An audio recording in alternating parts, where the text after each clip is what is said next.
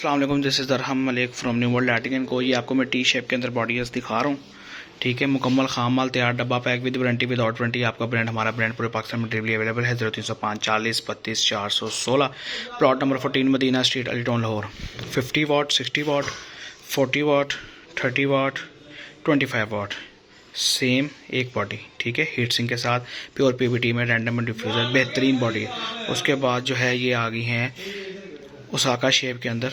ठीक है, मुकम्मल मॉडल जिसमें आप इसको 50 वाट, 40 वाट, 60 वाट देखने को मिल जाएगा, 35 वाट देखने को मिल जाएगा, 24 वाट देखने को मिल जाएगा। उसके बाद ये 18 वाट देखने को, 20 वाट देखने को मिल जाएगा, और ये 5 वाट में डायमंड शेप बॉडी भी अवेलेबल है।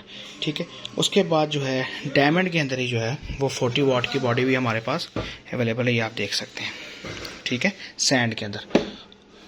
और इसी में ये डिज़ाइन जो चलता आ रहा है, बहुत कमाल आउट क्लास का डिज़ाइन है। बॉडी साफ़ है, बिल्कुल कहीं से कोई निशान नहीं है बॉडी पे।